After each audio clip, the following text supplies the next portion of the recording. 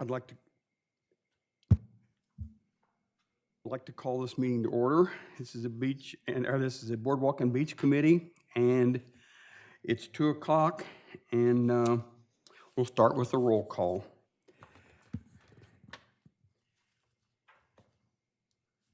Patricia Davis. Here. Steve Kerson. Here. Howard Menaker. Here. Frank Cole. Here. I'm Jay Legree, the chairman. We have a quorum and we can conduct business.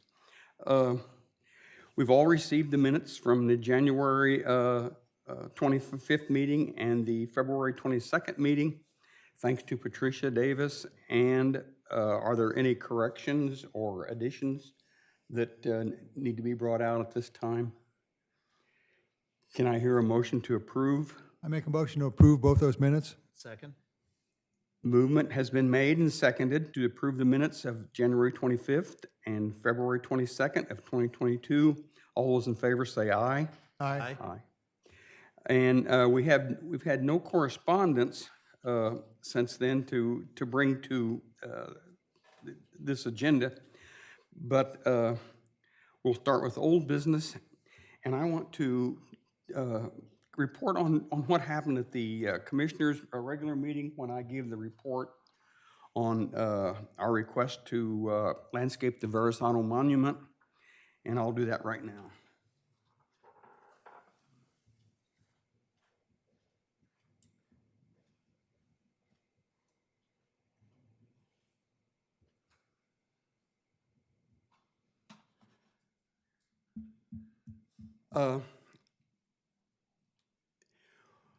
We had some members of the the Commission on Italian Culture and Heritage report to us that they were not happy with the condition of the landscaping around the monument during the months of January and February.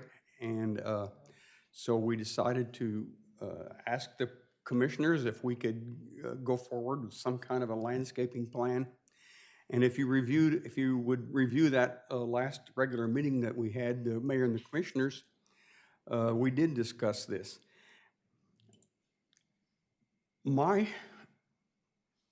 comment was that the way the monument looked last summer during the height of the growing season, and you can see that on your left, there was a photograph. The weeds, the city have decided that they wanted to leave the street ends natural, and they've done that, but the grasses have grown over the monument on the sides and even on the front after this photograph was taken as the summer went on.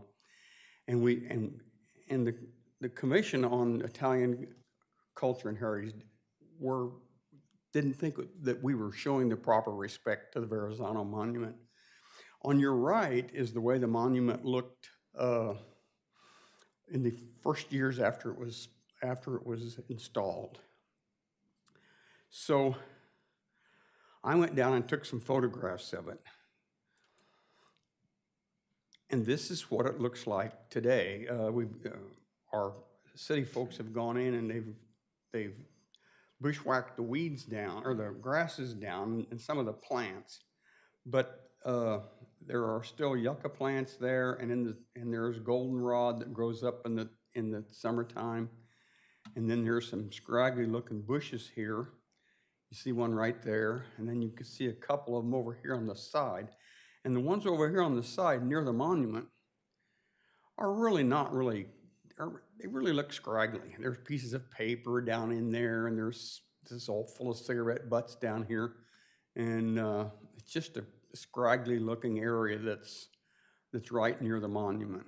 And what we'd like to do is to ask the city to have the monument look like it did when it was first installed. And we realize that these are not native plants, but they're nice looking flowers. The monument looks good. We've put mulch around the edge here, and we'd like to bring it back to where it was. And especially since, as we talked, 2024 is the 500-year anniversary of Verrazzano sailing up the Atlantic coast, and he he threw anchor out here in, probably right out here off Rehoboth, but somewhere out here at the mouth of the Delaware Bay before he headed north. And I just think that's great. When you think about it, it's just unreal. This was the first person that ever sailed from Europe and saw the Atlantic coast of the United States. Naturally, he was looking for a passage to India, which he didn't find. For some reason, we can't figure out why he didn't go into Chesapeake, but he didn't. But he went up Delaware Bay and didn't all as far as he could go. And he came back down, and as I said a second ago, he anchored out here for several days and then proceeded up north to New York City. He went up Narragansett Bay up there, and then he finally went on up to the southern part of the Canadian Maritimes. And when he got that high, or that far north, he decided to head back to France. But this was his voyage to the United States, or to the New World. He came back later a couple of times, but this was the voyage that we're interested in. Anyway, it's 500 years next summer. Not next summer, but the summer of 24. So I want it to look good. You want it to look good, and this is the presentation that I made to the Board of Commissioners. And their response was, they weren't sure. We thought they were supposed to be taking care of it. They thought that someone else was supposed to be taking care of it. And it kind of fell through the cracks. And we're going to do our best to see that doesn't happen again. We had a positive response from the mayor and positive response from the city manager, although she will not be here in the summer of 2024. But there's good intention there, and I'm going to see that these good intentions are followed through. Or they'll hear from me every day. But anyway, we're going to do this. And next summer, the monument's going to look good, and it's going to continue to look good from here on out. And we're all going to be taking care, watching after it, and making sure that we all have a really attractive-looking monument. Any questions before we go on? Yes, Howard. Mr. Chairman, we had talked at the last meeting about the possibility of bringing in the Rehoboth and Bloom volunteers. Yes, we did. Have we had an opportunity to talk to them yet? Haven't. I asked the commissioners permission to do that, and they did not give me permission. Most of the narrative was carried on by the mayor and the city manager, but they felt like that the city wants to go ahead and go forward with it. You're absolutely right. That would have been a wonderful solution, and it may be somewhere in the future. Steve.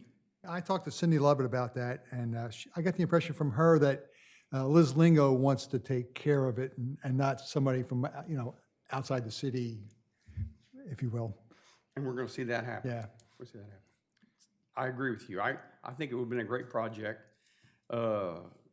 Cindy even she probably told you that we'd talked. Right. And, but we'll see what happens. We'll go forward with it. But it's going to continue to look good to the best of our ability, that's for sure. There was a question. The mayor thought that there was a plaque. But when I talked to Nick Caggiano, who was one of the big contributors to putting it out, and somebody who had really did a lot of work to get it here in Rehoboth. Without Nick, we wouldn't have it here in town, I don't think. But anyway, he thought that there was a rock or stone that was underneath the monument from Grieve, Italy. And Stan remembered a plaque with some inscriptions on it. So it'd be fun to try to figure out where that went. Mary Morrison, who is one of the instigators here in town, she's also a member of that commission, thinks that there's a stone underneath of it also. And she knows that there's a stone underneath the one in Lewis. They have a small little monument over there. And so I don't know. We'll find out if it's around there anywhere. Yes. You mean buried under it, or? Yes, that's what okay. Nick thinks, and that's what it is in Lewis. It's up buried under the platform, I guess, that it's on, and he thinks it's under our platform too. You never know how those. Who knows? Buried treasure. It's one of the mysteries.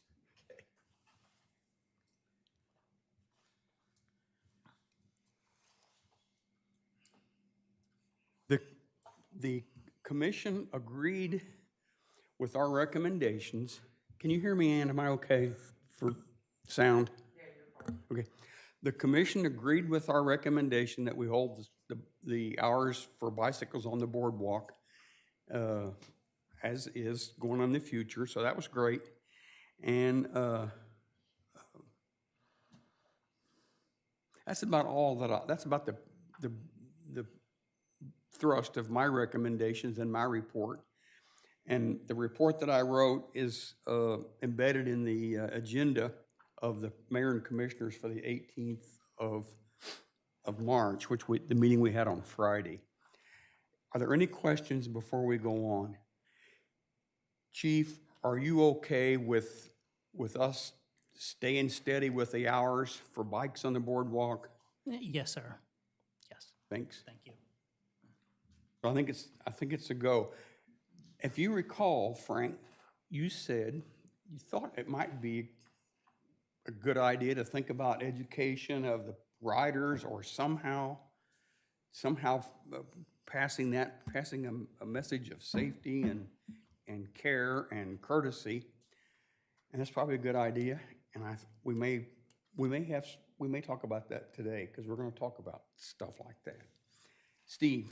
Yeah, I have no problem with keeping the hours the same. My issue is, why do we have two separate days for bikes and dogs on the boardwalk?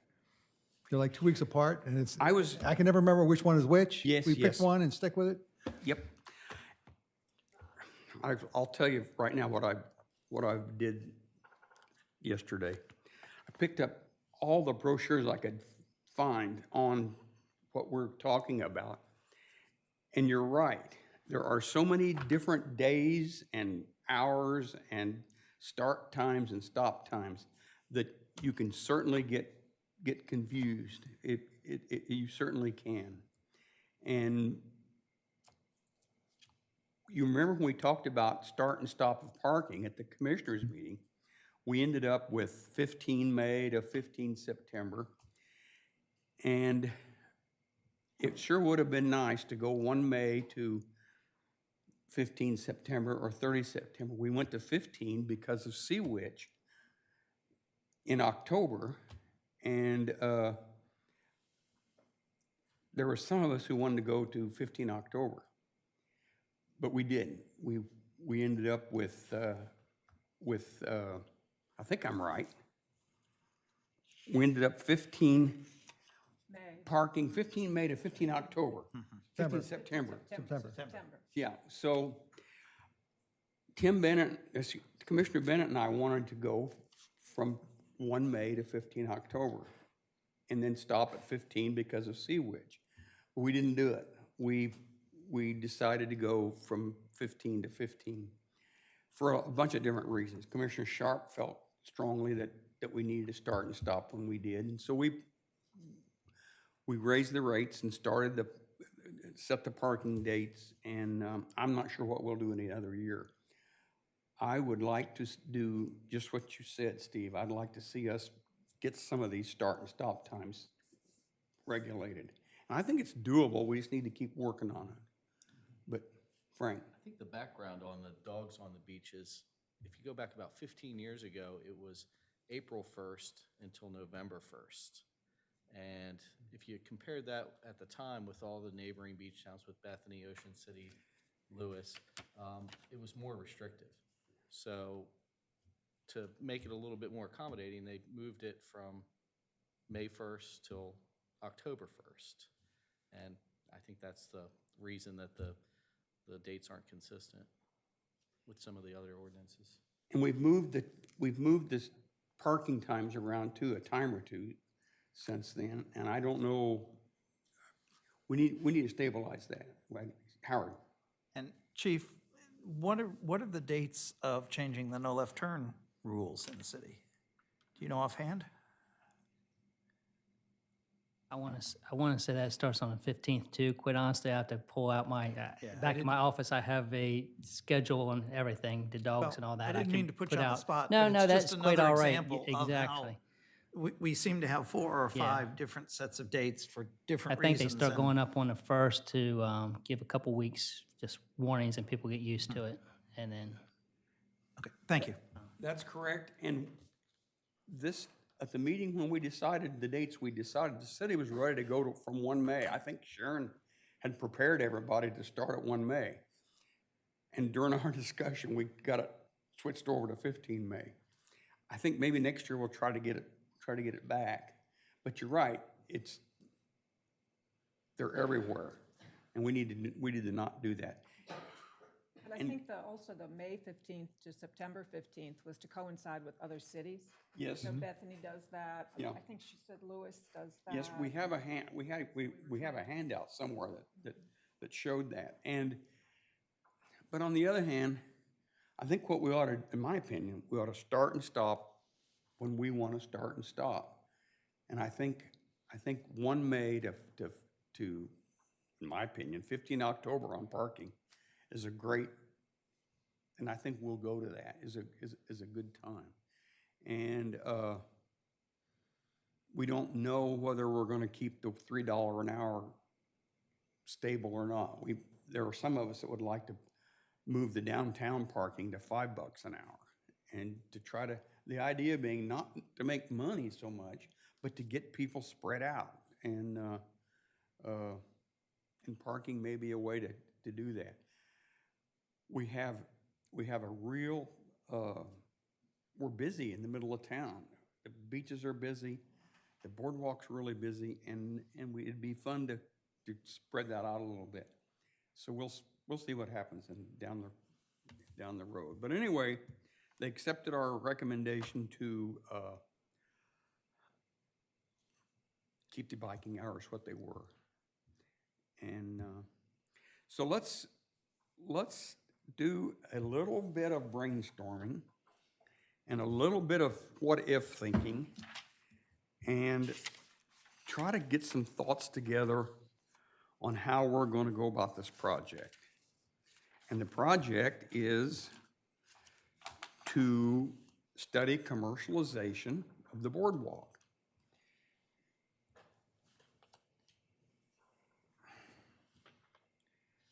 It's got different segments.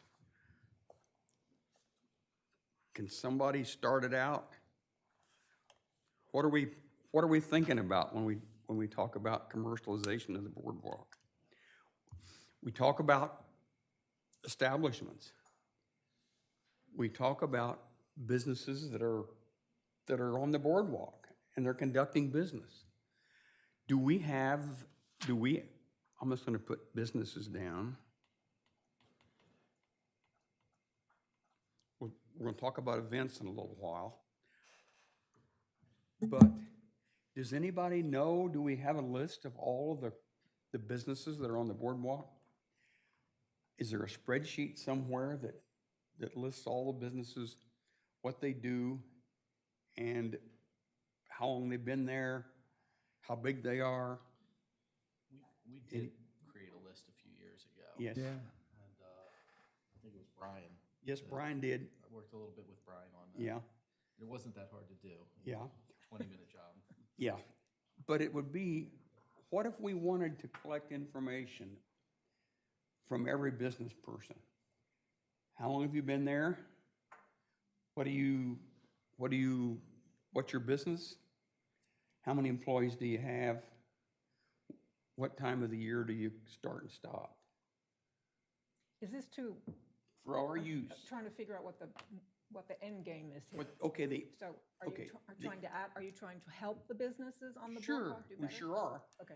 And because, I'm not doing well. When you think of Rehoboth, when you're a little kid, 50 years ago I came here, well, more than that, but a long time ago I came here. And one of the things you remember is all the stuff that you did, and about half of that is Coors ice cream, Thrasher's French fries. About half of that is stuff that you buy, places that you went. We used to go, there used to be one called the Pink Pony. And we used to go there.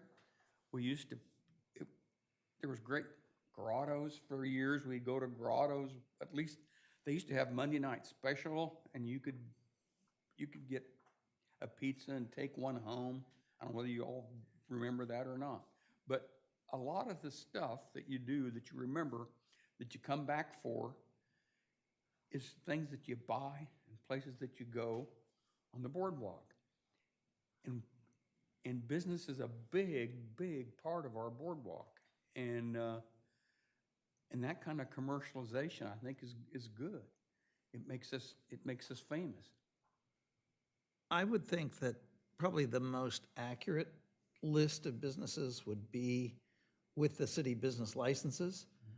But I also think that looking at the guides you have, the Chamber does a guide, Main Street does a guide, and I don't know if only the businesses that advertise in their guides are listed, or if Part it's of a it. comprehensive list. That's part of it. But certainly, I think, I mean, the city would have at least the basic information of what businesses are licensed. I'll bet you. Now, I that- don't think that includes number of employees or hours of Yes. operation necessarily, but probably most of them. No.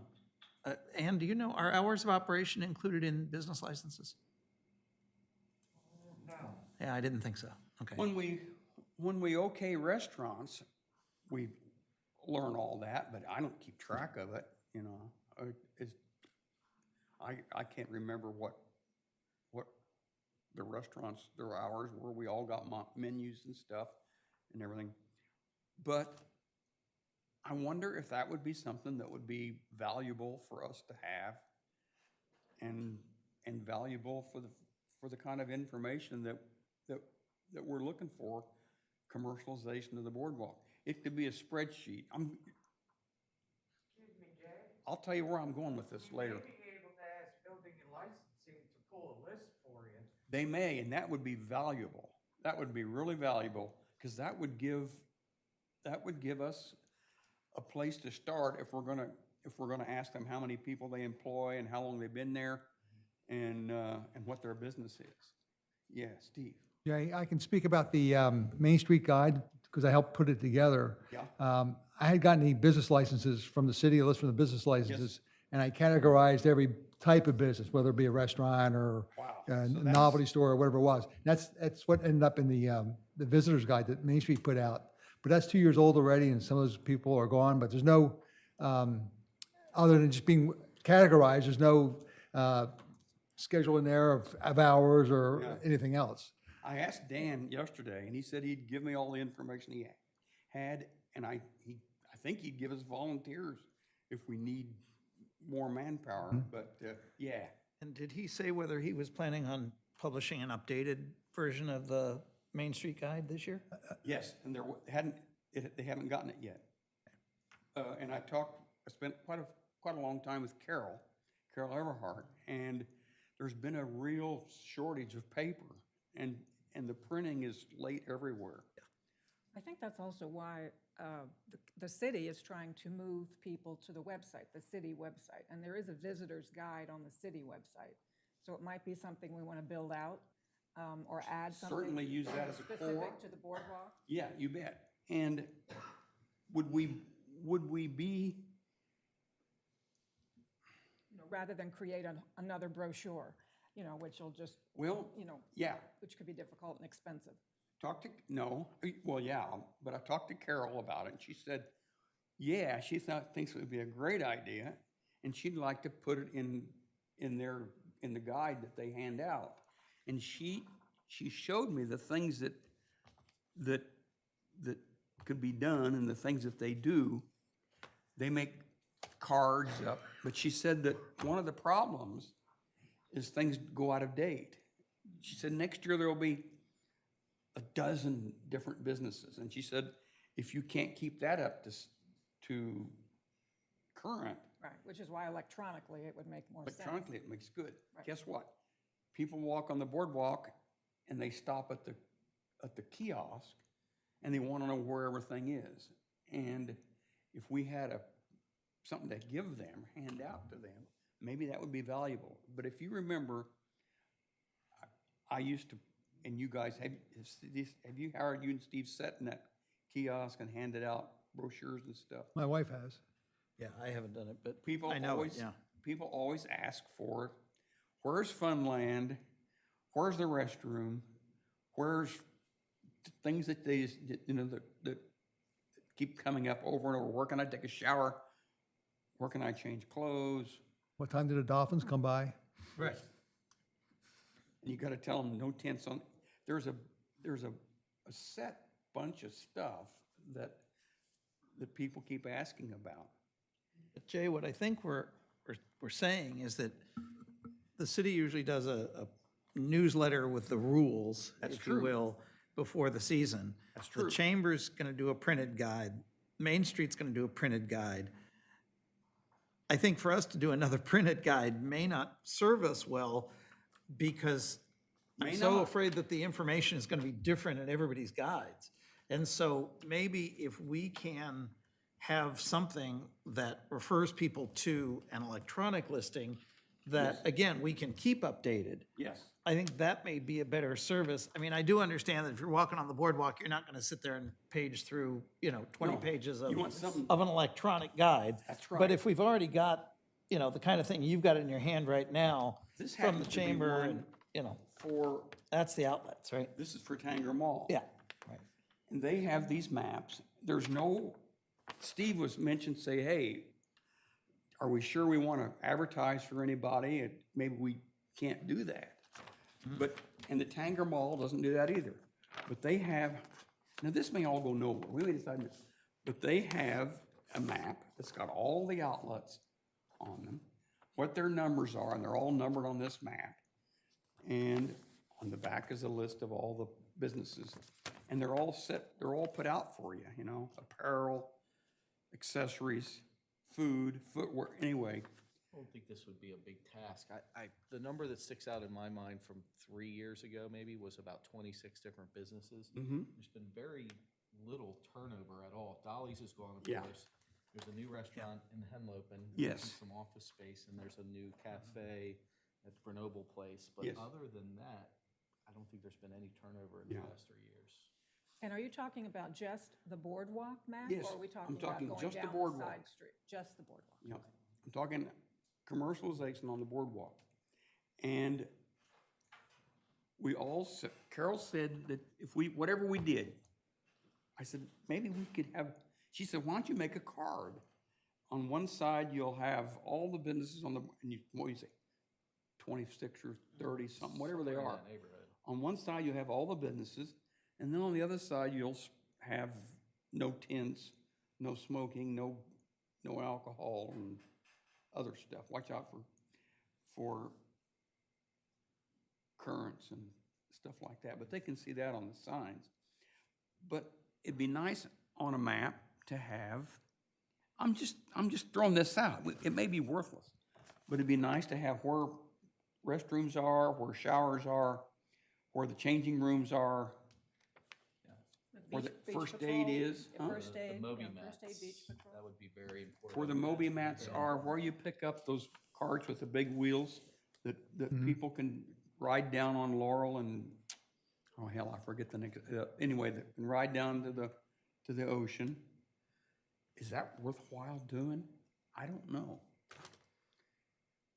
We've only talked about businesses. We haven't talked about events. We haven't talked about the beach yet. And, is it something to think about? Is it our duty to worry about the businesses? Say again? Is it our duty to worry about the businesses? Us listing the No, it's businesses? not, but it is our duty to worry about, to think about commercialization. I can see the bathrooms and lifeguard Yeah. stations and stuff like Yeah. that. I think I probably told you a couple meetings ago, but I just tallied up, see if I got it here somewhere.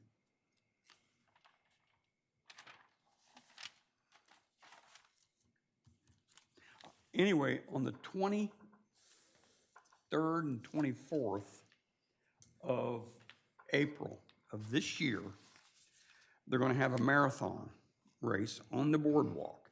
Their advertisement says it starts and stops on the boardwalk. And I just tallied up yesterday, day before yesterday, they had like 690 marathon runners. They had over 700 half marathon runners.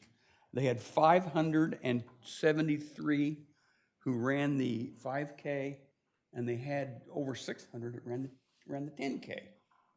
And so the marathon fees, entry fees are $120. The half marathon entry fees are $110. The 10K is $80, and the 5K is $45. And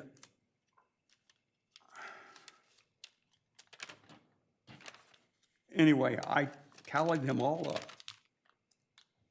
And on that one day, the running company that's putting this marathon on, they're using our boardwalk. And they're also using the downtown for, they'll have I had a picture from last year. There'll be like 25 or 30 porta potties in a row down on Main Street, up against the, in front of the old candy store on the south. They were all lined up there all the way down to Big Fish. And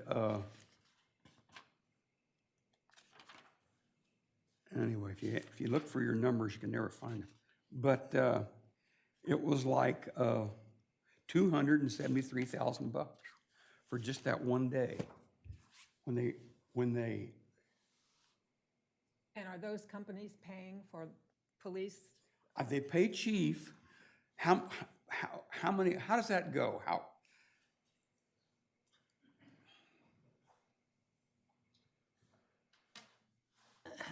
Each event that comes in town has to fill out a permit, and there's a fee for the permit. It's relatively minor. I think it's like $50. The city has started this past year. We need to bring extra trash cans and things in and extra crews to take the trash away. They actually get told what that amount will be from the Public Works Director, and tell them up front that they agree to pay this service and haul it away. So there's some trash collection there. As far as police officers, we sit there and look at each event. If law enforcement is required to shut streets down or whatever needs to happen, then they go ahead and this extra paid duty job, and they have to pay for the officers and all, and they pay the city, it's 3-hour minimums, and they pay the city $15 for each hour for each officer, and all that goes towards a vehicle, the insurance, and things like that. So it can add up with the foot races and stuff like that if they need us. The marathons, especially 6-8 hours at a time. Sometimes we start in at 4:30 in the morning, putting barricades up and things. So they do give back or pay us for that, where that wasn't always the case. But yeah, there's a lot of events. They call them, they give to charities, but they don't give $273,000 by a long shot. Or I know a couple of nonprofits who, we used to have a chocolate festival. Of course, now we have a road race, and we'll make several times as much money on the road race as we used to bring in on the chocolate festival. And that's not even the big part of the money they bring in at the road race, because $50 a person, if you have 300 people, you're bringing in some dollars. And even though you may pay chief and the city and everybody for porta potties half of that, you're still making a lot of money. And there's these road races are big businesses. But anyway, I'd like to maybe catalog them. The mayor had me take photographs of the one that we had in November, and there are a bunch of people. I took photographs. What they did, they started at Rehoboth Avenue and they ran west, and then they went south for a while, and then they came back up Queen Street, and they got on the boardwalk at Queen Street, and they ran all the way down the boardwalk to the end of the boardwalk, and then they ran out towards Gordon's Pond and on towards Lewis. But go, Frank. I wanted to speak from my own experience.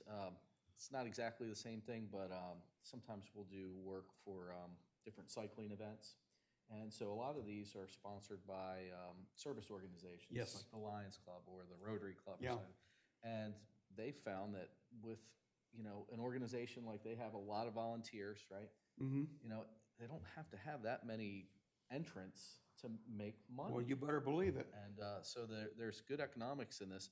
I guess my concern is it would seem unfair to step on the toes of the existing organizations that are doing the road races here right now, but maybe it's worth considering if there should be a finite number of these events and if there should maybe a moratorium. Frank, Because they're likely does to your grow. business, do you see an uptick in your business when we do have marathons? Is there any, No, it has the opposite effect. the And opposite? I think the police, they do a great job of keeping traffic, but, there's not a whole lot of notification, but it doesn't take you very long when you're coming into town to figure out there must be a road race in town. So, Yeah. I don't have anything against the road races. I think they're great for the community. A lot of local people enjoy these road races. But at a certain point, you might have to say, we've got to, you can't have these things every single weekend. So what's the best Yeah. thing for the city? Yeah, and as a Boardwalk and Beach Committee, it'd be nice to know when these are scheduled. And I only found out about this one by looking up the name of the running company. And I don't think it's sponsored by anyone in town. I just don't know. But I looked up the name of the running company and they had the marathon listed where you could sign up. Don't you have to for it. register with the city to have the marathon? They have a permit and, go ahead, Chief. No, I was going to say it's a permit, but Lynn Cohen, our communication specialist, she does put the events out there, and actually it's in the paper and all that, but it might just be the week of. I'm sure it's not 2 or 3 weeks out of course, and there's a list that goes. So we could probably, request the event go out, because I know to the mayor, commissioners, maybe even to the public, I know we get a list each week what's upcoming from Lynn. So she does have a list going, and she keeps it because I sign off, the city manager signs off on each one. Oh, yeah, the city manager signs off, and they go through they jump through all the hoops.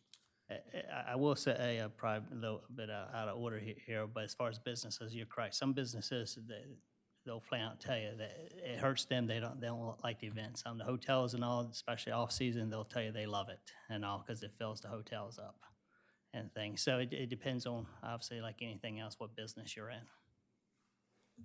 Yeah, I think the chief has an important point, which is that during the season, it tends to be more of a bottleneck than it does a benefit to our businesses. Other than those who are selling copious amounts of pasta the night before and coffee the morning of, a lot of those runners never walk into a business downtown. And a lot of our residents say, well, I'm not going downtown because of all those runners. Off-season is a different thing. But these, as you said, Jay, these are commercial operations. My guess is that as good as our police department is and as great as our city staff is, we probably lose money on every single event. And so I don't know that it's the Beach and Boardwalk Committee's place to publicize those. But I think if somehow we could enter into some sort of agreement with, let's say, the running company, who I guarantee you knows every single runner in every single event, and if we end up producing some sort of card that lists the Boardwalk businesses, then let's make sure that gets in their hands. But in terms of actually encouraging or promoting those events, I think we're working against ourselves, frankly. Well, I agree with Frank, I agree with you. It would be fun, not fun, would be interesting to ask all of our businesses who are on the boardwalk, what happens during these events? Are you glad they're here? What are your thoughts? The one that we're talking about now, the next one, is on the 23rd and the 24th of April, I think. Whatever that's the weekend before Memorial Day weekend or 2 weekends. It's just days before May. And there's gonna be, and I have photographs. They flat block the boardwalk when you put that many runners running down the boardwalk. And so nothing happens for that hour. In November, it was about an hour from the time the first runner hit the boardwalk to the time that the last runners left the boardwalk. And it's kind of nice they did it in the beginning of the race before it got all scattered out. But that's a long time to block the boardwalk. And it's going to be significant in April. Excuse me, Steve, go. Is that a nonprofit organization that's putting that on? I could find, as I said a minute ago, I could find no information that it was being sponsored by a service organization. Is it the Rehoboth Beach Running Company or? It's the Delaware, Generally is. I can't remember. Delaware The one that runs Striders. here is Races Seaside- to Run, Seaside Striders? the Rehoboth group. Yeah, Howard's looking that up. We could probably reach out to Tim Bamforth as the, His is on July 4th, which is also a problem. He really blocks the boardwalk up on July 4th. And I don't know, when I talked to him last year, I said, we can't get through. This is a big conglomerate. You know, he puts his tables there in front of the lifeguard station. And and if you're talking about the 4th of July race, and you can't get through. You know, I was clogged up along with some other people. We were talking there, and until the race started, there was no way to go from south to north or north to south. You just had to kind of stand there and see what was going on. And I asked him, I said, you know, you're blocking the boardwalk. I didn't introduce myself or anything. I just said, you're blocking the boardwalk. We can't get through. And he said, we've been doing this for 30 years. And I guess that's something. But we need to think about that too. But these guys on April are really going to block the boardwalk. It's got to happen. Unless their brochure or their advertisement says starts and stop on the Rehoboth Beach Boardwalk. Start and finish on the boardwalk. Well, I took pictures on November of the finish, which was over by the Cultured Pearl. That's where that whole, I think that's, what is that, 3rd or 4th, I think it's 4th Street, which is where the finish was. There were hundreds of people on that street. So I don't know what's going to happen in April. Jay, Something to just, think about. just so you know, here's part of the issue. I'm on my 3rd website, and they all list different races in different places at different times. So I find nothing in April yet, but because it's not Seesaw Striders and it's not Rehoboth Beach Running Company. It's a Delaware And so- marathoners or somebody. Yeah, so I mean, that's gonna be part of the issue here, is just keeping track of them all. And I don't know who does, if anybody does. Oh, here we go, the Coastal Delaware Running Festival, October 22nd through 24th. So that must be the one you're worried. No, April. I'm sorry, April 22nd and okay. 24th. I'm sorry. And that is run by, don't know.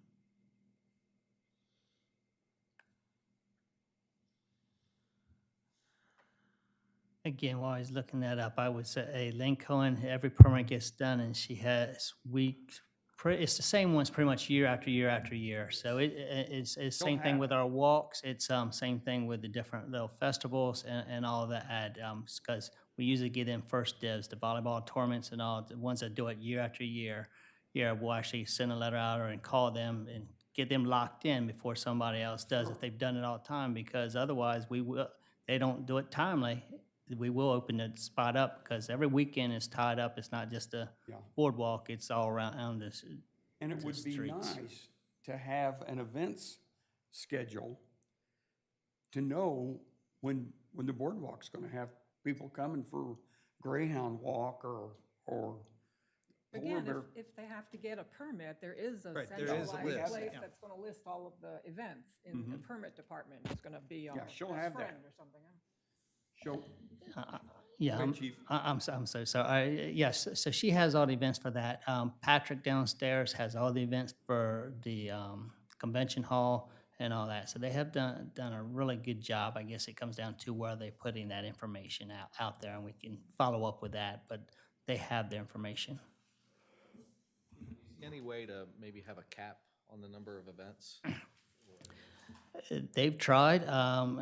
We've actually cut some things back. Quite honestly, it's coming down because of the dates. Every weekend's booked. I mean, and I can tell you there's a waiting list on those dates. If somebody cancels out or they want a phone call to us, and again, it's not just a boardwalk, it's any avenue, the bandstand area, and other streets and stuff like that, or a convention hall. So that is kind of where our town is. I mean, think about it. It's advertised, and they know they have even for a smaller event, they know they're going to have people there to give credit to them, or to maybe somebody research it. So it's a small event for them, and it's only 10 or 15 people up there for a walk. At least they can let people know about their calls if they have a sign and things, and people may go to their website. So it can be done. Anything can be done, but it's going to be difficult. A lot of these races are measured, so there's a cost in that for these running companies. Again, they make a lot of money, especially some of them are Boston qualifiers, and also they set up and they track because it's flat, so they can get their times down and all, and half marathons. So yes, anything can be done, but it's a difficult task. I know when years ago they tried to cut some running events back, and I don't want to speak for Tim Banforth, but I know he felt like he was slated because they cut him back, but yet they let other companies come in.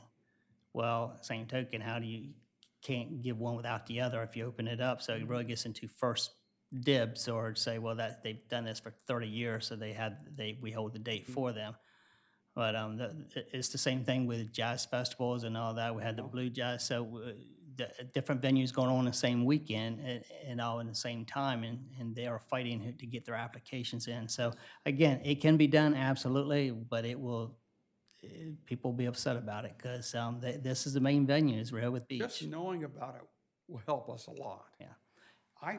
I got online and I found an old schedule from 2009, maybe several years ago, and there are a lot of events. Back then, the convention center was going, and there were events of that type. And those folks come to the boardwalk. And in fact, probably they bring more business these conventions than the roadrunners do. But it'd be nice to know about these events. It really would. I've just done some of my notes. I think this past year, roughly a tally number of runs and races hosted by the city each year is about 16, including 2 biathlons and 2 marathons for about 10 of these events. All other part of the courses is along the boardwalk. So, Yeah. so portions if they're not on the whole way, and that's not to count all the walks. I just got a call before I came over here. Somebody else doing leukemia walk on the boardwalk, and it is a public boardwalk, so you can't say no. We do have them fill out an application because at least we know that it's going on and all. But it's still an event, quite honestly, and everyone wants to bring a poster. Everyone wants to say, "Can I have a sound system? Can I use the bandstand for registration?" Even though it's so you can't really say no once you open it up to let any others do it. So That's true.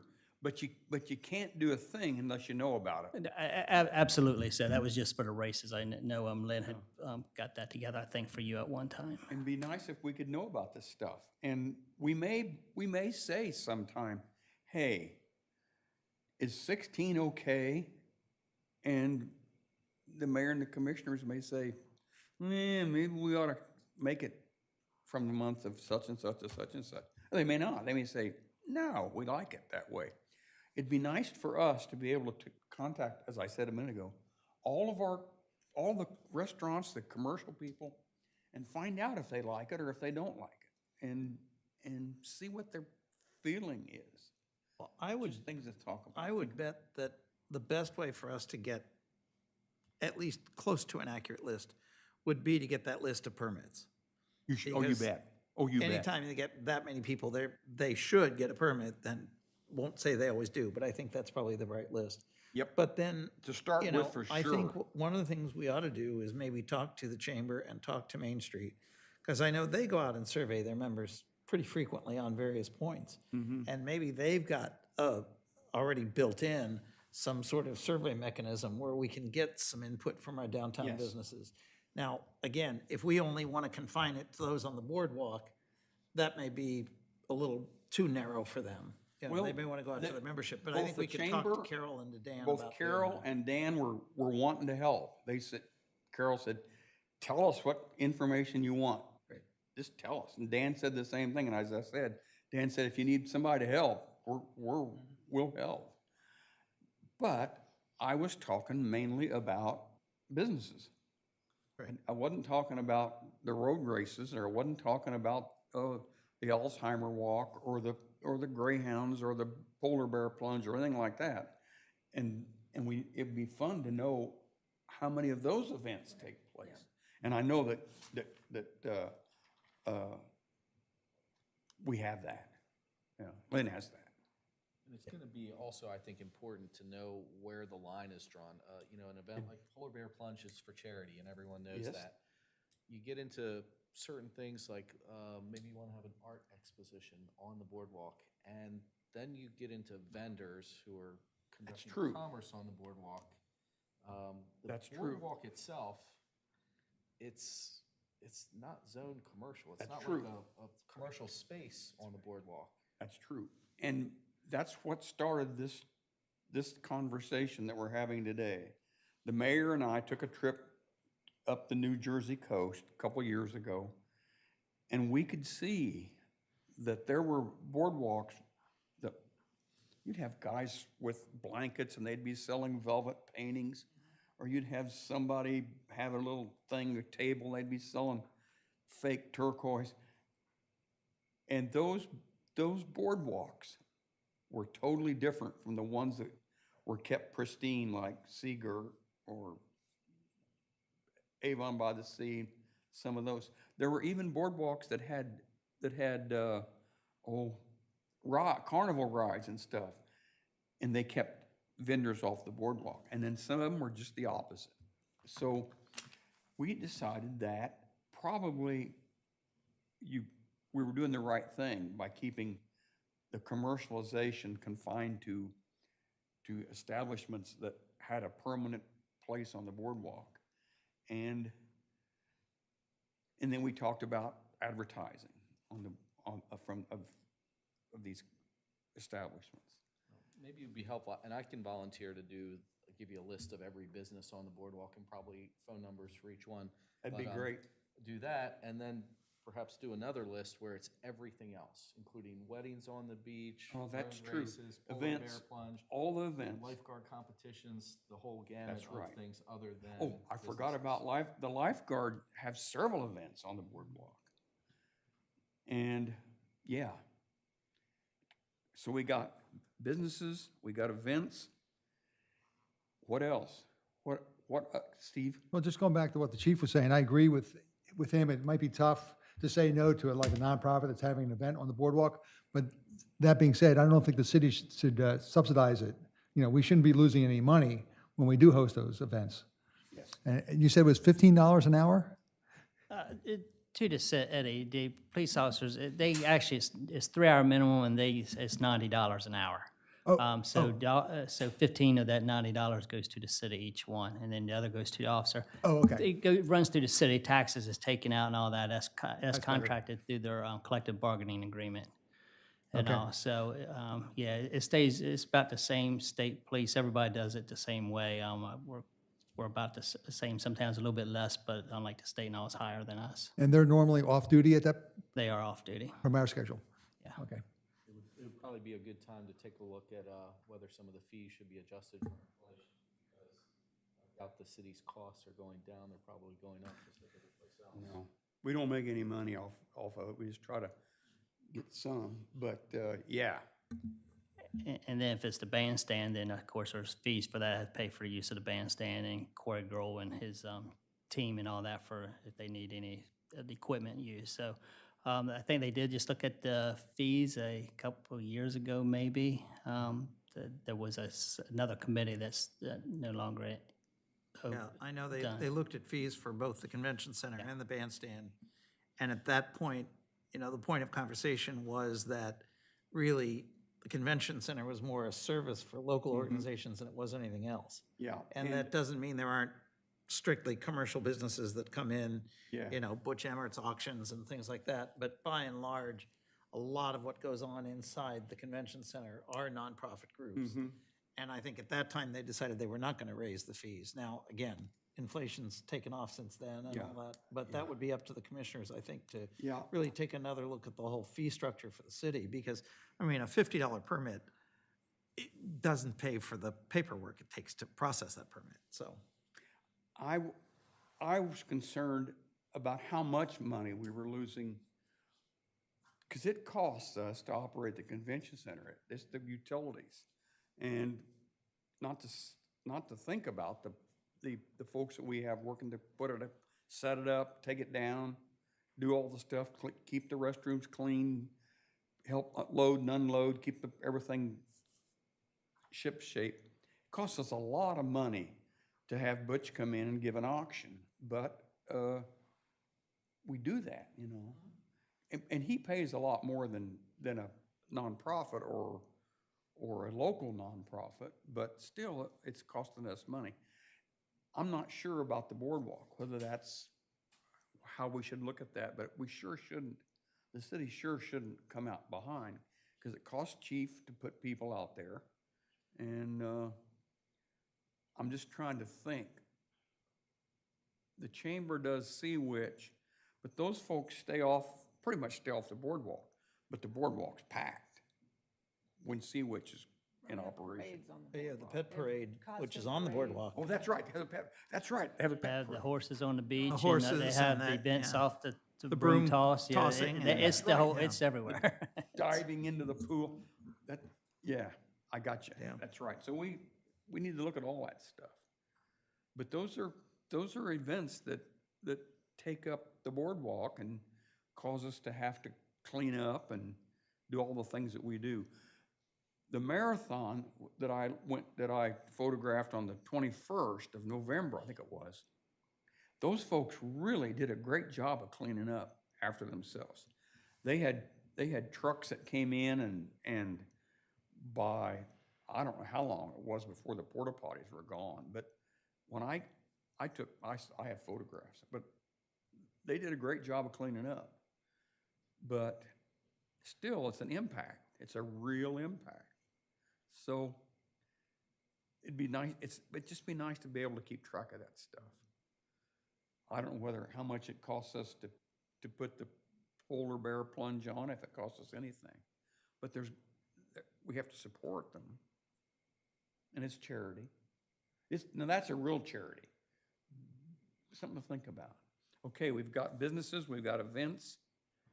What else do we want to talk about? Do we want to talk about what goes on the beach? Do we want to talk about the umbrellas and we keep them from advertising right now? Do we want to keep track of that? Do we want to have a map that shows where all the rentals, where all the shacks are? I just don't know. Something to think about, something to talk about as we go down the road. Again, I think we're going to hit the distinction between commercial businesses and city services. That's right. So I think it is well within our jurisdiction, if you will, and it serves a good purpose to produce a map of where the restrooms are, where the changing rooms are, where the Moby Mats are, you know, where you can get a big wheel to take out.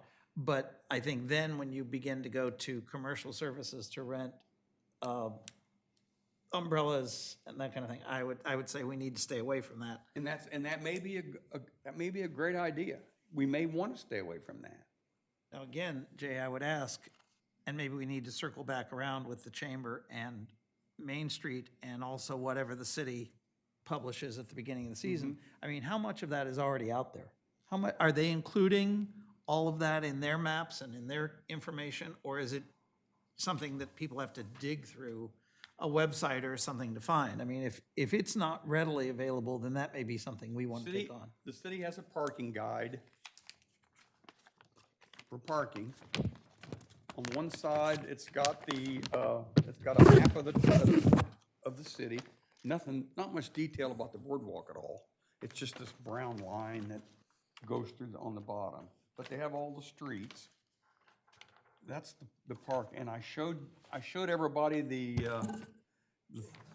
thing that, you wanna take a look at it? I showed everyone the way the Tanger Mall does, the things that they have. They have a map with advertisements on the back, and they have the map of the Tanger Mall, and then they have the list of all the businesses. And Delaware puts out a little card that has Delaware beaches, but they don't have much that interfaces with us. And then there's a brochure that the city puts out on the Good Neighbor Guidelines for rentals. It's a small brochure, but it tells about trash pickup, it tells about recycle and parking stuff. Is noise on there as well? Is what? Noise? It tells about, yes, it's got noise on it. Okay. Yeah, Jay, actually, this parking and walking guide Yeah. that the city issued last year, and I presume will this year, really does have most of the information we're talking about. I mean, it's information, it says where the beach is and what the hours are, talks about accessibility and beach wheels, bathhouses, the rules on skateboards and scooters and dogs and the beach and the ocean, riding on the boardwalk. There's a whole section on the law about bicycles and common sense ideas. And then on the map, they do designate parking, accessible parking, beach wheels, first aid and beach patrol, restrooms, year-round and seasonal, and parks. So, I mean, a lot of this information is here. It's not pulled out as just boardwalk information, but it certainly does cover a lot of it. I mean, there's parking regulations, important phone numbers. So I think if we find out if the city's gonna reissue something like this, as I say, I think it's here. What we need to do is draw people's attention to the fact that it's here. And that may be a thrust that we need to think about. I think that most of the time when people got this map, they got it where you get changed for the meters and the kiosks for the meters. And as we all know, the number of people using quarters as opposed to Park Mobile is gone way down. Fall like a rock. So But, I would guess that there's probably fewer of those being picked up at the kiosks. yeah, Well, I'm Frank- sure that's true. Frank, those might have been given out with the realtors too. I don't know. Yeah, they sent it out in their At one package. time they were. I don't know if they did still it are. last year or Is that not. in their package? I didn't ask Carol. Don't know. Yeah, something we should check. Okay. And This is a map that I'm sure all of you have seen. And I think it's published by, Discovery map. yeah, it's Discovery Map, but I think it's paid by advertisements. I may be wrong, but it's kind of neat, but it doesn't show all the stuff that we wish we could show. I'd like to have one that shows the Moby mats, that shows the where the changing rooms are, where the showers are, where the foot washers are. But that may not be feasible. Now, let me show you what else. This is the piece de resistance. This is a pocket. This thing goes in your pocket. You could stop at the kiosk, and they'll give you one of these for your pocket. Have you seen these? Have you ever seen these, Frank? Aren't they neat? It's the best This is map of the bike This is the trail. best map of all. This is the bike map. And this thing unfolds. Now, there's a downside. This unfolds, and there's a map of all of the bike trails. And then on the back are a map of locations and information, stuff, and all, things like that. And then there's a little index that shows where things are, what color they are, and what they look like. But this is a really slick map.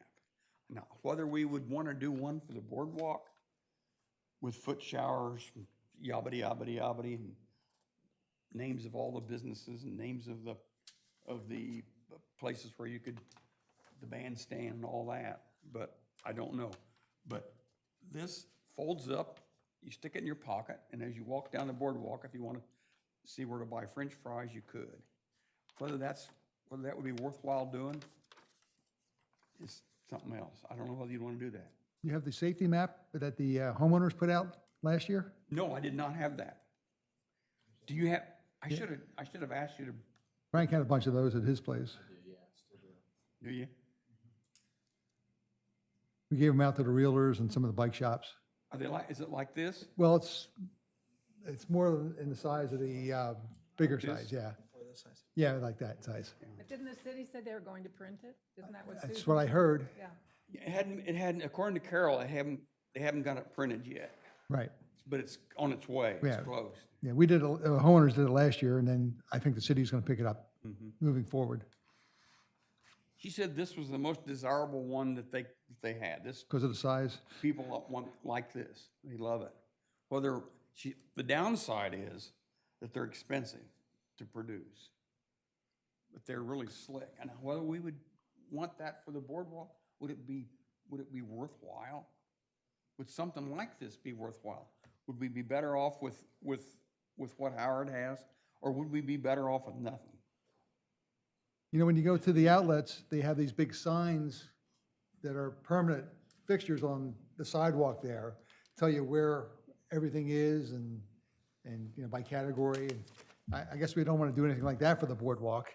No, we're averse to more signs. Right. But, yeah, I've heard people say, you need to put this on a sign, you need to put that on a sign, you need to have doggy bag hanging on a sign. And that's, you know, everything has good thoughts, but you just don't know. Jay, maybe you could talk to Lynn Cullen. Oh, yeah. And see if there's a way to pull from here boardwalk information. Because a lot of this is specific to the boardwalk, but as I say, it's mixed in with all sorts of other stuff. So maybe if there would just be a page of the city's parking and walking guide that says boardwalk information, Yeah. and just pull what's already here, or what's in the safety map, or what's in, these various and sundry places. Because I think what I'm beginning to hear is that there's not a shortage.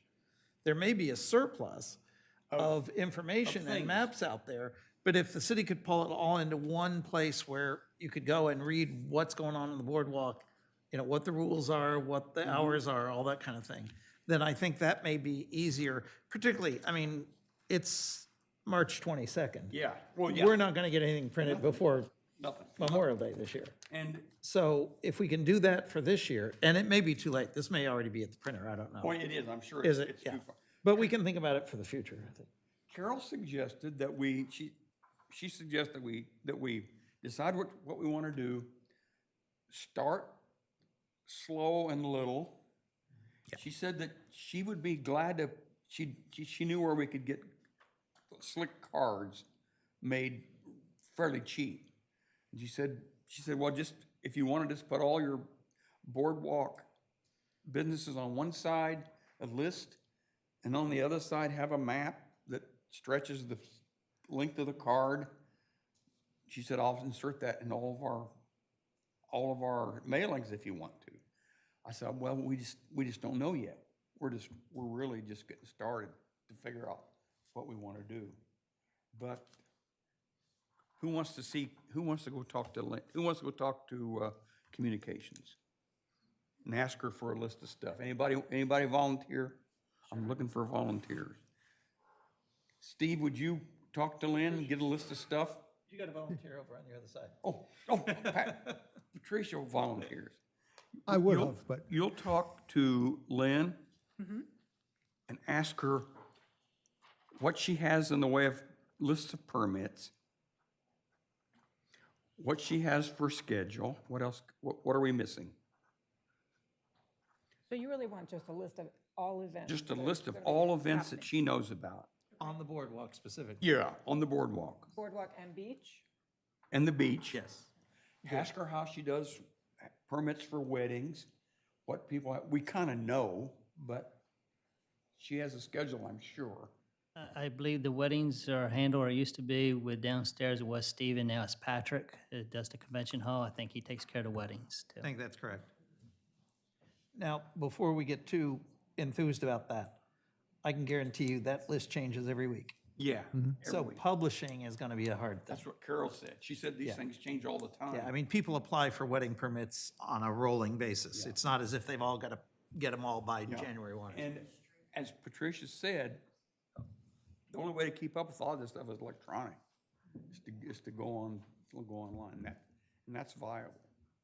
I was just gonna add, and as far as the weddings, quite honestly, I don't think we get a third of the weddings that we know about because they look at it as a public beach and said, I'm not paying a permit, Let's get down here. Or they come down, half of them come by our so they're gonna house. come anyway, so.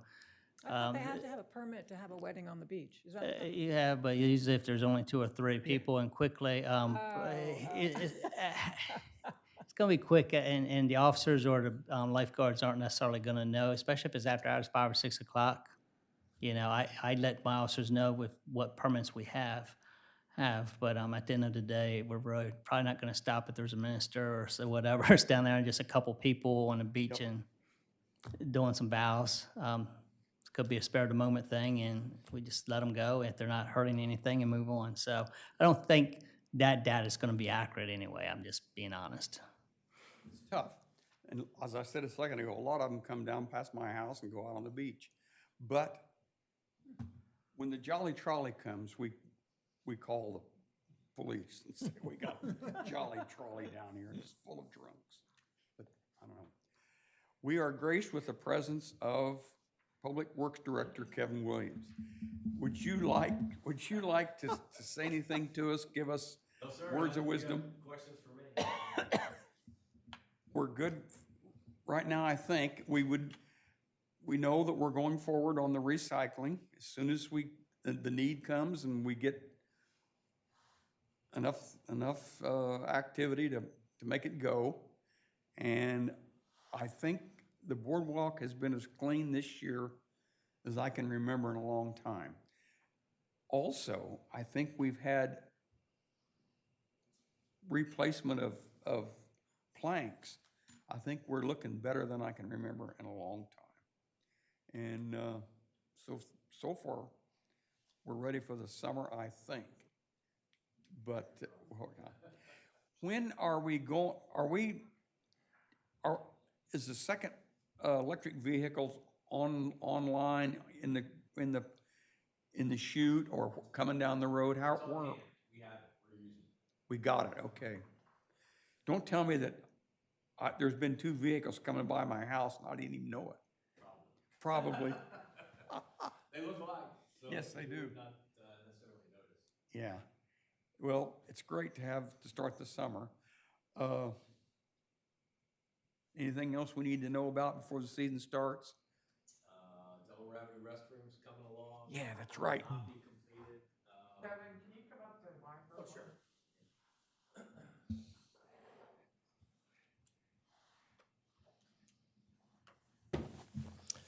So the Delaware Avenue restrooms coming along. It will not be completed by Easter. So we're trying to determine when and if we want to put some portable toilets out there in the interim until they're completely finished.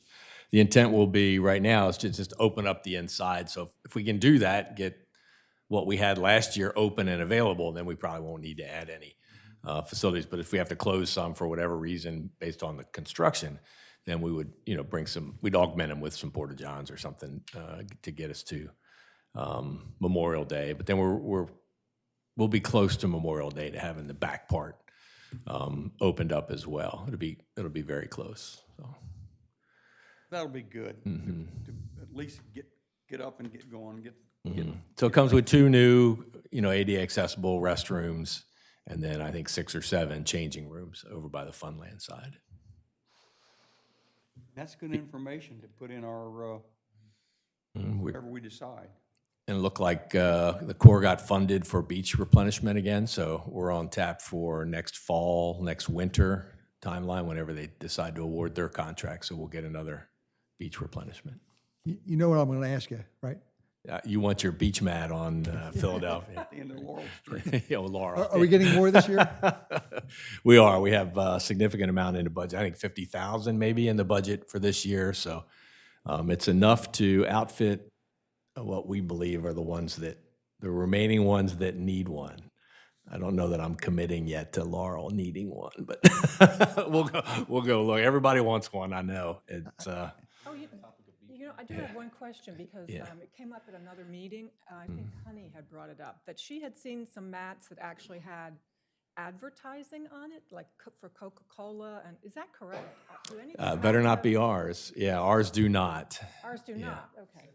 I believe it's the Friends of Cape Henlopen State Park got donors, Shell Brothers, I think is one of them, and in exchange, the donors got to put their name on the ends of the mats.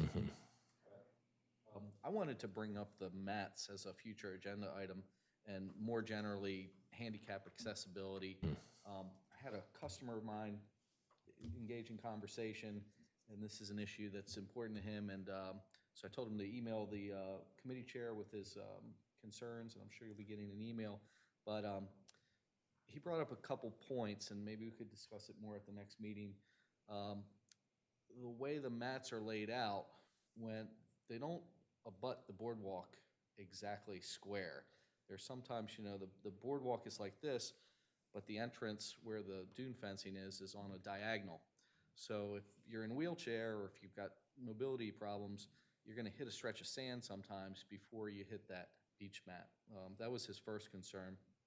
The second is his question was who maintains them, because over time, sometimes they develop humps in the middle. And I told him I thought streets Yeah, are so good. it's a little tricky in that DENRAC owns the beach, right? So they have not allowed us in the past to do any work in the crossings. So we have backbladed a little bit, but as they fill in over the wintertime, you saw a huge difference between 2 summers ago and last summer. They really filled in. So we can only lay it on the top. And you're right, because of the sand moving, they're a constant headache for us at the far end especially. That we basically have a guy in that skid steer down there every day, every morning that's trying to get the bottom edge somewhat flat so people can get on and off more easily. We really only had originally 2, because these mats are not truly ADA compliant mats. So that's not what they're really designed to do. It's just to make it easier for old people like me to walk down to the beach, right? So we had the 2, one I think at Laurel, between Laurel and whatever, and then the other one down at Maryland. And then the one at Maryland got destroyed with one of the storms. So those have to get rebuilt by DENRAC because that comes with a separate base material. They have a fabric down, then they put the other material down, and then there's a much more rigid mat that kind of makes it ADA compliant. But as far as the other ones go, we can try to move it as best we can to get it to the edge of the boardwalk. The real problem we encounter is at the far end because we don't really take it all the way down. And they want you to run it all the way to the water, right? So it's flat by the time you get off. Well, we'd be peeling that up every time there's a high tide. So we kind of took it to the top and then maybe partway down the slope toward the water, and we want to try to get them as far as the rope or fencing is now. And so it's still, for some, it's a tough climb coming back up to get off the beach, and we understand that, but we just can't go any farther than that, that rope line or the fence line. Because That was his other concern, that the mats don't go past the dunes really. Or did we have one last year on the south side where the mats went out a little bit and then they kind of? yes, wandered so off that there? one we do, and right, we have a big starburst kind of pattern down there, and it's where the beach wheelers are located in one of those cats in linum shacks there. And the intent is you can wheel down there, you can actually wheel out, get a clear view of the beach, not looking over other chairs or what have you. But that's the intent of that one. His comment on that was, as somebody who's in a wheelchair, that was a beach that he knew about, and he went there, and I think there was maybe 3 offshoots on each side. And it brought up an interesting point. He felt like that was the beach where he was being compelled to go. That's and in tough. his word, he said he didn't necessarily want to hang out with other people in wheelchairs. He wanted to go to the beach that's convenient for him and his family. Sure. So I thought that was an interesting point, that maybe they could be allocated differently, whether it's every 2 blocks or every 3 blocks, but consistently. And then instead of having one beach where there's 6 different offshoots, maybe each one of these comes to a T, and they're spaced out, every 3 blocks or something like that. So. Okay, well, yeah, we'll look at that. tough. That's tough, it's real tough. And Is that- Mr. Williams, to follow up on Frank's comment, I'm a little bit taken aback by the comment that these really aren't ADA compliable, and we don't really have an intention to make them that way because they're to help people walk down to the beach. So is there a way we can take another look at that and see if we can actually make them more ADA compliant to fulfill the purpose that I think most of us assumed they were there for? Correct. And again, it's just the two are truly the ones that were compliant at one time. And then the storm took the one out. So we work with DENREC each winter, said, okay, can we get this one? We tried to get them to rebuild Maryland the last time they did the beach replenishment, and we're unsuccessful. So we'll talk to them again and say, hey, we got to have those two as a minimum. Yeah. But it is a significant amount of effort for them to bring in the materials to do that and do that. So I don't, but we'll definitely push them on it for sure. Yeah. This person didn't have any ulterior motives. He just wants to improve the Yeah. accessibility, Exactly. on the beach and boardwalk, but, throughout the town. We certainly would, we want to do that as well. And that's a great suggestion if, because it serves a function where it is now, but maybe we don't, like you say, we don't need as big a display there. And if we could do one on the north side somewhere and have a T, we can get cats in line them. They'll put the beach wagons wherever we tell them to put them, right? So we could make that happen for sure. But we gotta get, if we want more than, we gotta talk to DENREC, to Correct. Delaware. To do it. truly Yeah. build one. Tell them, we want more compliant places for ADA compatible or qualified entrances. It's progress. It's interesting to remember, I think I had to look back on my notes or text messages or something, that this committee started in February of 2018, January or February of 2018. Well, About- That's about right. we were going a long time ago. We were going when, and then we stopped going, but we were up and running back when, you're talking about the Boardwalk and Beach Committee. Original, yeah, and back then, the discussion of the mats was new. We didn't even have them. I think Dewey Right. at the time had them, and so. I think Kevin, you mean, when we first started getting them, the mats? I think Kevin was the one that. We had bought 'em. we had the two originally, and then I think from a lot of prodding. I mean, we had to bring the streets department kicking and screaming along because they're the ones that have to then maintain them. And it's, you got to blow them with the blower because the sand gets on them. They're a lot of work, and they have to roll them up in front of a storm and those kind of things. But they're so popular, right? We're just Wonderful. We drug our heels as long as we could. We did a few this one year, we did a few the next year, and now this should outfit us for everyone we think needs one. So unless we get another storm where the wind blows more sand into We used to Steve's. We used to just have the ramp at Laurel, and you could get the big wheels. it was so interesting to talk to one person, and he had, I think, 4 or 5 different family members that called, all within a period of 2 days. And they go to Deauville, been going to Deauville for 50 years, right? Always go to the northernmost one. We park right there, and it's a long walk down. I said, well, we just put one, 30 yards from you at the southern end of Deauville Beach. Can you just use, oh no, we have to use that crossing. We've been using that crossing for 50 years. So we're gonna put one down there this year. Because they make it so much easier. I mean, just to walk down and inspect the beach, it's nice to have that. They're there. wonderful. Yeah. What shall we do? Shall we start gathering data? Shall we talk to Lynn, Steve, could you talk to Dan and Greer and see what information they have?